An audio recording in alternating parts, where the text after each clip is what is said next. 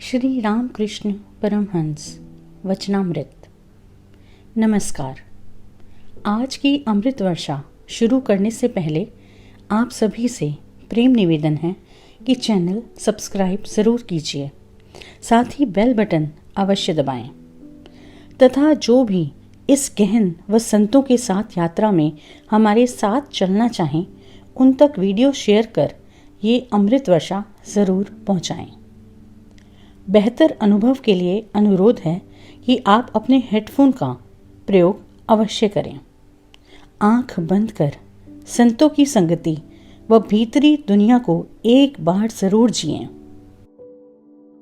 श्री रामकृष्ण परमहंस की संगति जीने के लिए, अनुभव में उतरने के लिए आप सभी से अनुरोध है कि यह सीरीज शुरू से सुनें। श्री रामकृष्ण परमहंस वचनामृत। आइए सुनते हैं गतांग से आगे। गतांग से आगे। श्री रामकृष्ण नंदन बागान के ब्रह्म समाज मंदिर में भक्तों के साथ बैठे हैं। ब्रह्म भक्तों से बातचीत कर रहे हैं। साथ में राखाल, मास्टर आदि हैं। शाम के 5 बजे होंगे। गर्मी का मौसम है। आज बुधवार चैत्र की कृष्णा दशमी है, 2 मई 1883। अनेक ब्रह्म भक्त नीचे के बड़े आंगन या बरामदे में इधर उधर घूम रहे हैं। श्री जानकी घोषाल आदि 2-4 सज्जन उपासना गृह में आकर श्री रामकृष्ण के पास बैठे हैं। वे उनके श्रीमुख से ईश्वरी प्रसंग सुनेंगे। कमरे में प्रवेश करते ही श्री रामकृष्ण ने वेदी के सम्मुख प्रणाम किया। फिर बैठकर राखाल, मास्टर आदि से कहने लगे, नरेंद्र ने मुझसे कहा था, समाज मंदिर को प्रणाम करने से क्या होता है? मंदिर देखने से ईश्वर की ही याद आती है, उद्दीपना होती है। जहाँ उनकी चर्चा होती है वहाँ उनका आविर्भाव होता है और सारे तीर्थ वहाँ आ जाते हैं। ऐसे स्थानों के देखने से भगवान की ही याद होती है। एक भक्त बबूल का पेड़ देखकर भावाविष्ट हुआ था, यही सोचकर कि इसी लकड़ी से श्री राधा कांत के बगीचे के लिए कुल्हाड़ी का बेंट बनाना है। किसी और भक्त की ऐसी गुरु भक्ति थी कि गुरुजी के मोहल्ले के एक आदमी को ही देखकर भावों से तर गया। मेघ देखकर, नील वस्त्र देखकर अथवा एक चित्र देखकर श्री राधा को श्री कृष्ण की उद्दीपना हो जाती थी। ये सब चीज़ें देखकर वह कृष्ण कहाँ हैं कहकर बावली सी हो जाती थी। घोषाल, उन्माद तो अच्छा नहीं है गुरुजी। श्री रामकृष्ण, यह तुम क्या कह रहे हो? यह उन्माद विषय चिंता का फल थोड़ा ही है कि उससे बेहोशी आ जाएगी। यह अवस्था तो ईश्वर चिंतन से उत्पन्न होती है। क्या तुमने प्रेमोन्माद, ज्ञानोन्माद की बात नहीं सुनी? तभी एक ब्रह्म भक्त ने प्रश्न किया, किस उपाय से ईश्वर मिल सकता है? श्री रामकृष्ण, उस पर प्रेम हो और सदा यह विचार रहे कि ईश्वर ही सत्य है और जगत अनित्य है। पीपल का पेड़ ही सत्य है, फल तो 2 ही दिन के लिए है। ब्रह्म भक्त, काम, क्रोध आदि रिपु हैं, क्या किया जाए? इस पर श्री रामकृष्ण जवाब देते हैं, 6 रिपुओं को ईश्वर की ओर मोड़ दो। आत्मा के साथ रमण करने की कामना हो। जो ईश्वर की राह पर बाधा पहुंचाते हैं उन पर क्रोध हो। उसे ही पाने के लिए लोभ। यदि ममता है तो उसी के लिए हो। जैसे मेरे राम, मेरे कृष्ण। यदि अहंकार करना है तो विभीषण की तरह मैंने श्री रामचंद्र जी को प्रणाम किया। फिर यह सिर किसी दूसरे के सामने नहीं नवाऊंगा। ब्रह्म भक्त, यदि ईश्वर ही सब कुछ करा रहा है तो मैं पापों के लिए उत्तरदायी नहीं हूं।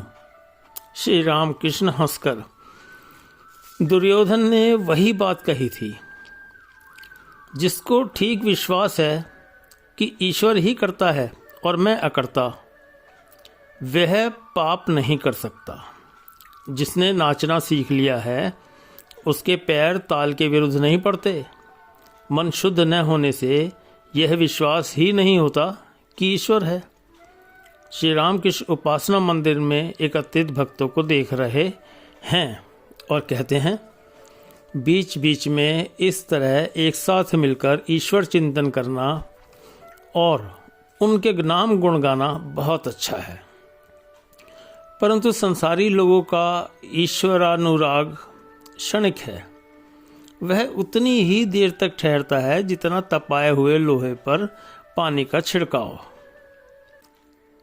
अब संध्या की उपासना होगी।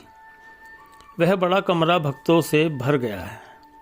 कुछ ब्रह्म महिलाएं हाथों में संगीत पुस्तक लिए कुर्सियों पर आ बैठी। पियानो और हारमोनियम के सहारे ब्रह्म संगीत होने लगा। गाना सुनकर श्री रामकृष्ण के आनंद की सीमा न रही। क्रमशः उद्बोधन, प्रार्थना और उपासना हुई।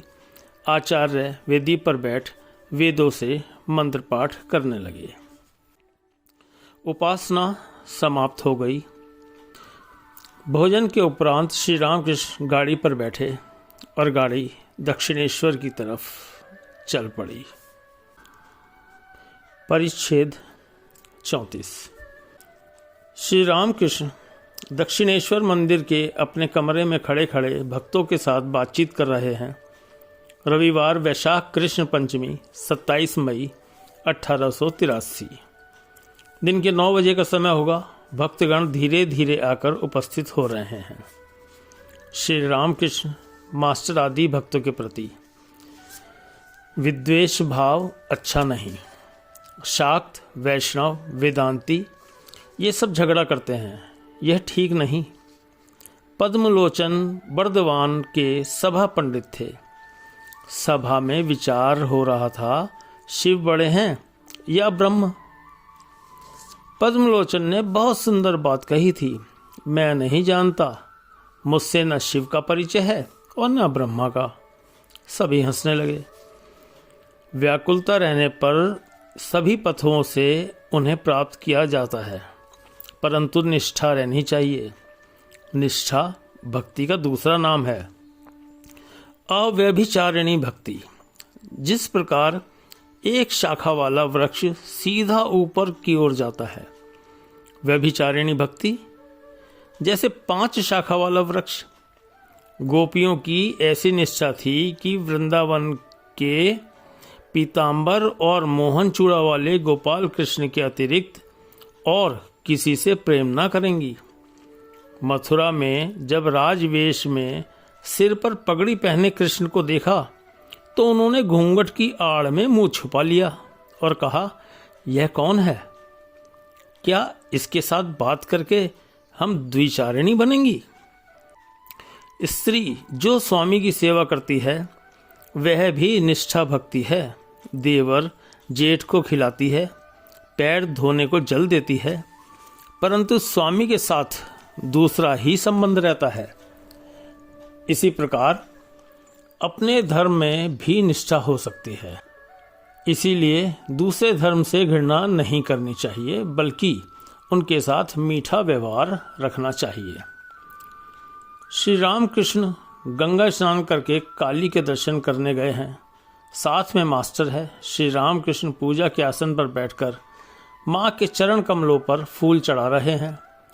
बीच बीच में अपने सिर पर भी चढ़ा रहे हैं और ध्यान कर रहे हैं। बहुत समय के बाद श्री रामकृष्ण आसन से उठे, भाव में विभोर होकर नृत्य कर रहे हैं और मुंह से माँ का नाम ले रहे हैं। कह रहे हैं, माँ विपदनाशिनी, देह धारण करने से ही दुख विपदाएं होती हैं। संभव है, इसीलिए जीव को इस विपदनाशिनी महामंत्र का उच्चारण कर कातर होकर पुकारना सिखा रहे हैं। श्री रामकृष्ण ने माँ के और भी कुछ गीत गाए। फिर भक्तों से कह रहे हैं, संसारियों के सामने केवल दुख की बात ठीक नहीं, आनंद चाहिए। जिनको अन्न का अभाव है वे 2 दिन उपवास भी कर सकते हैं, परंतु खाने में थोड़ा विलंब होने पर जिन्हें दुख होता है उनके पास केवल रोने की बातें, दुख की बातें करना ठीक नहीं। वैष्णव चरण कहा करता था, केवल पाप पाप, यह सब क्या है, आनंद करो। श्री रामकृष्ण भोजन के बाद विश्राम भी न कर सके थे कि मनोहर साईं गोस्वामी आ पधारे। गोस्वामी पूर्व राग का कीर्तन गा रहे हैं। थोड़ा सुनकर ही श्री रामकृष्ण राधा के भाव में भाविष्ट हो गए। परिच्छेद 35। श्री रामकृष्ण दक्षिणेश्वर मंदिर से कलकत्ता आ रहे हैं। बलराम के मकान से होकर अधर के मकान पर और उसके बाद राम के मकान पर जाएंगे। अधर के मकान में मनोहर साईं का कीर्तन होगा। राम के घर पर कथा होगी। शनिवार वैशाख कृष्ण द्वादशी 2 जून 1883। श्री रामकृष्ण गाड़ी में आते जाते राखाल, मास्टर आदि भक्तों से कह रहे हैं, देखो, उन पर प्रेम हो जाने पर पाप आदि सब भाग जाते हैं। जैसे धूप से मैदान के तालाब का जल सूख जाता है। विषय की वासना तथा कामिनी कांचन पर मोह रखने से कुछ नहीं होता। यदि विषयासक्ति रहे तो संन्यास लेने पर भी कुछ नहीं होता। जैसे थूक को फेंककर फिर चाट लेना। थोड़ी देर बाद गाड़ी में श्री रामकृष्ण फिर कह रहे हैं, ब्रह्म समाजी लोग साकार को नहीं मानते। नरेंद्र कहता है पुत्तलिका, फिर कहता है वे अभी तक काली मंदिर में जाते हैं। श्री रामकृष्ण बलराम के घर पर आए हैं। वे एकाएक भावाविष्ट हो गए हैं। संभव है देख रहे हैं ईश्वर ही जीव तथा जगत बने हुए हैं। ईश्वर ही मनुष्य बनकर घूम रहे हैं। जगन माता से कह रहे हैं, माँ ये क्या दिखा रही हो, रुक जाओ, यह सब क्या दिखा रही हो। राखाल आदि के द्वारा क्या क्या दिखा रही हो माँ। रूप आदि सब उड़ गया। अच्छा माँ, मनुष्य तो केवल ऊपर का ढांचा ही है ना, चैतन्य तुम्हारा ही है। माँ, आजकल के ब्रह्म समाजी मीठा रस नहीं पाते। आंखें सूखी, मुंह सूखा, प्रेम भक्ति न होने से कुछ न हुआ। माँ, तुमसे कहा था एक व्यक्ति को साथी बना दो, मेरे जैसे किसी को, इसीलिए राखाल को दिया है ना। श्री रामकृष्ण अधर के मकान पर आए हैं। मनोहर साईं के कीर्तन की तैयारी हो रही है। श्री रामकृष्ण का दर्शन करने के लिए अधर के बैठक घर में अनेक भक्त तथा पड़ोसी आए हैं। सभी की इच्छा है कि श्री रामकृष्ण कुछ कहें। श्री रामकृष्ण भक्तों के प्रति संसार और मुक्ति दोनों ही ईश्वर की इच्छा पर निर्भर है। उन्होंने ही संसार में अज्ञान बनाकर रखा है। फिर समय वे अपनी इच्छा से पुकारेंगे, उसी समय मुक्ति होगी। लड़का खेलने गया है, खाने के समय माँ बुला लेती है। जिस समय वे मुक्ति देंगे उस समय वे साधु संग करा देते हैं और फिर अपने को पाने के लिए व्याकुलता उत्पन्न कर देते हैं। एक पड़ोसी, महाराज किस प्रकार व्याकुलता होती है?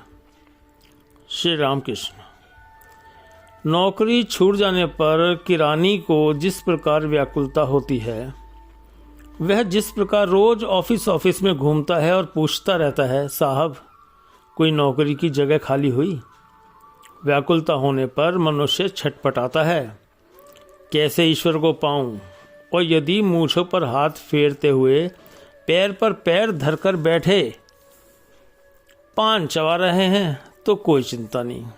तो ऐसी स्थिति में ईश्वर की प्राप्ति नहीं होती। पड़ोसी, साधु संग होने पर क्या व्याकुलता होती है?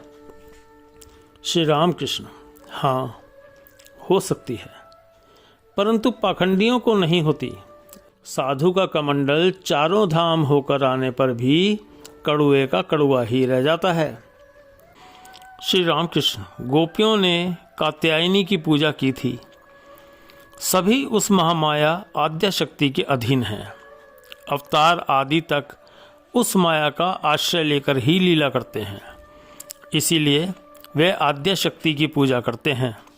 देखो ना, राम सीता के लिए कितने रोए हैं। पंचभूतों के फंदे में पड़कर ब्रह्म रोते हैं। हिरण्याक्ष का वध कर वराह अवतार कच्चे बच्चे लेकर रह रहे थे। आत्मविस्मृत होकर उन्हें स्तनपान करा रहे थे। देवताओं ने परामर्श करके शिवजी को भेज दिया। शिवजी ने त्रिशूल के आघात से वराह का शरीर विनष्ट कर दिया। तब वे स्वधाम में पधारे। आज रामचंद्र के मकान में उत्सव है। श्री रामकृष्ण आएंगे। आपके लिए रामचंद्र ने श्रीमद् भागवत की कथा का प्रबंध किया है। छोटा सा आंगन है, परंतु उसी में कैसा सुंदर सजाया है। वेदी तैयार हुई है, उस पर कथक महोदय बैठे हैं। राजा हरिश्चंद्र की कथा हो रही है। इसी समय बलराम और अधर के मकान से होकर श्री रामकृष्ण यहाँ आ पहुँचे। श्री रामचंद्र ने आगे बढ़कर उनकी चरण रज को मस्तक में धारण किया और वेदी के सम्मुख उनके लिए निर्दिष्ट आसन पर उन्हें लाकर बैठाया। चारों ओर भक्त और पास ही मास्टर बैठे हैं। राजा हरिश्चंद्र की कथा होने लगी। विश्वामित्र बोले, महाराज, तुमने मुझे सारी पृथ्वी दान कर दी है, इसीलिए अब इसके भीतर तुम्हारा स्थान नहीं है, किंतु तुम काशी धाम में रह सकते हो। वह महादेव का स्थान है। चलो, तुम्हें और तुम्हारी सहधर्मिणी शैव्या और तुम्हारे पुत्र को वहां पहुंचा दें। वहीं पर जाकर तुम प्रबंध करके मुझे दक्षिणा दे देना। यह कहकर राजा को साथ ले विश्वामित्र काशी धाम की ओर चले। काशी में आकर उन लोगों ने विश्वेश्वर के दर्शन किए। विश्वेश्वर दर्शन की बात होते ही श्री रामकृष्ण एकदम भावाविष्ट हो और स्पष्ट रूप से शिव शिव उच्चारण कर रहे हैं। कथक महोदय कथा कहते गए। राजा हरिश्चंद्र दक्षिणा नहीं दे पाए, इसीलिए उन्होंने रानी शैव्या को बेच दिया। पुत्र रोहिताश्व भी शैव्या के साथ चला गया। कथक महोदय ने शैव्या के ब्राह्मण मालिक के यहाँ रोहिताश्व के फूल तोड़ने और उसे सांप के द्वारा काटे जाने की कथा कही। उस अंधकाराच्छन्न काल रात्रि में संतान की मृत्यु हो गई। उसका अंतिम संस्कार करने के लिए कोई नहीं था। गृह स्वामी वृद्ध ब्राह्मण शैया त्याग कर नहीं उठे। पुत्र के शव को गोद में लिए शैव्या अकेली ही शमशान की ओर चल पड़ी। बीच बीच में बादल गरज रहे थे और बिजली कड़क रही थी। एक एक बार घोर अंधकार को चीरती हुई बिजली चमक दिखा रही थी। भयभीत शोकाकुल शैव्या रोती हुई चली जा रही थी। पत्नी और पुत्र को बेचने पर भी दक्षिणा की राशि पूरी न होने पाई। इसीलिए हरिश्चंद्र ने स्वयं को एक चांडाल को बेच डाला था। वे शमशान में चांडाल बने बैठे थे। कर वसूल करने पर ही अग्नि संस्कार करने देंगे। कितने ही शव जल रहे हैं, कितने जलकर भस्मीभूत हो गए हैं। घोर अंधेरी रात में शमशान कितना भयावना दिखाई दे रहा है। शैव्या उस स्थान पर आकर विलाप करने लगी। उस करुण क्रंदन को सुनकर ऐसा कौन है जो व्याकुल न हो, जिसका हृदय विदीर्ण न हो। सभी श्रोतागण रो रहे हैं। श्री रामकृष्ण क्या कर रहे हैं? वे स्थिर होकर कथा सुन रहे हैं, बिल्कुल स्थिर। केवल एक बार आंख के कोने में एक बूंद आंसू छलक उठा, पर आपने उसे पोंछ डाला। आपने अधीर होकर रुदन क्यों नहीं किया?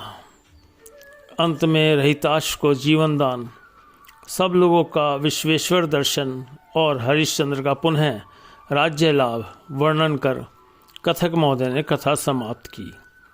श्री रामकृष्ण बहुत समय तक वेदी के सम्मुख बैठकर कथा सुनते रहे। कथा समाप्त होने पर बाहर के कमरे में जाकर बैठे। चारों ओर भक्त मंडली बैठी है। कथक भी पास आकर बैठ गए। श्री रामकृष्ण कथक से बोले, कुछ उद्धव संवाद कहो। कथक कहने लगे, जब उद्धव वृंदावन आए, गोपियां और ग्वाल बाल उनके दर्शन के लिए व्याकुल होकर दौड़कर उनके पास गए। सभी पूछने लगे, श्री कृष्ण कैसे हैं? क्या वे हम लोगों को भूल गए? क्या वे कभी हम लोगों का स्मरण करते हैं? यह कहकर कोई रोने लगा। कोई उन्हें साथ ले वृंदावन के अनेक स्थानों को दिखलाने और कहने लगा, इस स्थान में श्री कृष्ण ने गोवर्धन धारण किया था, यहाँ पर धेनुकासुर और यहाँ पर षटकासुर का वध किया था, इस मैदान में गौओं को चराते थे, इसी यमुना के तट पर वे विहार करते थे, यहाँ पर ग्वाल बालों सहित क्रीड़ा करते थे, इस कुंज में गोपियों के साथ वार्तालाप करते थे। उद्धव बोले, आप लोग कृष्ण के लिए इतने व्याकुल क्यों हो रहे हैं? वे तो सर्वभूतों में व्याप्त हैं, वे साक्षात नारायण हैं, उनके सिवाय और कुछ नहीं है। गोपियों ने कहा, हम ये सब नहीं समझ सकती, लिखना पढ़ना हमें नहीं मालूम, हम तो केवल अपने वृंदावन विहारी कृष्ण को जानती हैं, जो यहाँ बहुत कुछ लीला कर गए हैं। फिर उद्धव बोले, वे साक्षात नारायण हैं, उनकी चिंता करने से पुनः संसार में नहीं आना पड़ता, जीव मुक्त हो जाता है। इस पर गोपियों ने कहा, हम मुक्ति आदि ये सब बातें नहीं समझती, हम तो अपने प्राण वल्लभ कृष्ण को देखना चाहती हैं। श्री रामकृष्ण देव ये सब ध्यान से सुनते रहे और भाव में मग्न हो बोले, गोपियों का कहना सत्य है। यह कहकर वे अपने मधुर कंठ से गाने लगे। गाने का आशय कुछ इस प्रकार था कि मैं मुक्ति देने में कातर नहीं होता, पर शुद्ध भक्ति देने में कातर होता हूँ। जो शुद्ध भक्ति प्राप्त कर लेते हैं वे सबसे आगे हैं, वे पूज्य होकर त्रिलोक जयी होते हैं। सुनो चंद्रावली, भक्ति की बात करता हूँ। मुक्ति तो मिलती है, पर भक्ति कहाँ मिलती है? भक्ति के कारण मैं पाताल में बलि राजा का द्वारपाल होकर रहता हूँ। शुद्ध भक्ति एक वृंदावन में है, जिसे गोप गोपियों के सिवाय दूसरा कोई नहीं जानता। भक्ति के कारण मैं नंद के भवन में उन्हें पिता जानकर उनके जूते सिर पर लेकर चलता हूँ। व्यभिचारिणी भक्ति किसे कहते हैं जानते हो? ज्ञान मिश्रित भक्ति। जैसे कृष्ण ही सब हुए हैं, वे ही परब्रह्म हैं, वे ही राम, वे ही शिव, वे ही शक्ति हैं। पर प्रेमा भक्ति में उस ज्ञान का संयोग नहीं है। द्वारका में आकर हनुमान ने कहा, सीता राम के दर्शन करूंगा। भगवान रुक्मिणी से बोले, तुम सीता बनकर बैठो, अन्यथा हनुमान से रक्षा नहीं है। पांडवों ने जब राजसूय यज्ञ किया, उस समय देश देश के नरेश युधिष्ठिर को सिंहासन पर बिठाकर प्रणाम करने लगे। विभीषण बोले, मैं एक नारायण को प्रणाम करूंगा और दूसरे को नहीं। यह सुनते ही भगवान स्वयं भूमिष्ठ होकर युधिष्ठिर को प्रणाम करने लगे।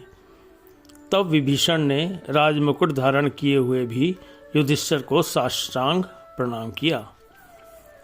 किस प्रकार जानते हो? जैसे घर की बहू अपने देवर, जेठ, ससुर और स्वामी सबकी सेवा करती है। पैर धोने के लिए जल देती है, अंगोछा देती है, पीढ़ा रख देती है, परंतु दूसरी तरफ का संबंध एकमात्र स्वामी ही के साथ रहता है। इस प्रेमा भक्ति में दो चीजें हैं, अहंता और ममता। यशोदा सोचती है गोपाल को मैं ना देखूंगी तो और कौन देखेगा? मेरे देखभाल न करने पर उसे रोग व्याधि हो सकती है। यशोदा नहीं जानती कि कृष्ण स्वयं भगवान है।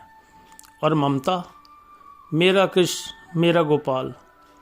उद्धव बोले, माँ, तुम्हारे कृष्ण साक्षात नारायण हैं। वे संसार के चिंतामणि हैं, वे सामान्य वस्तु नहीं हैं। यशोदा कहने लगी, अरे तुम्हारे चिंतामणि कौन? मेरा गोपाल कैसा है मैं पूछती हूँ। चिंतामणि नहीं, मेरा गोपाल। गोपियों की निष्ठा कैसी थी? मथुरा में द्वारपाल से अनुनय विनय कर वे सभा में आईं। द्वारपाल उन लोगों को कृष्ण के पास ले गया। कृष्ण को देख गोपियां मुख नीचा कर परस्पर कहने लगी, यह पगड़ी बांधे राजवेश में कौन है? इसके साथ वार्तालाप कर क्या अंत में हम द्विचारिणी बनेंगी? हमारे मोहन मोर मुकुट पीताम्बरधारी प्रणवल्लभ कहाँ हैं? देखते हो इन लोगों की कैसी निष्ठा है। वृंदावन का भाव ही दूसरा है। सुना है द्वारका की तरफ लोग पार्थ सखा श्री कृष्ण की पूजा करते हैं, वे राधा को नहीं चाहते।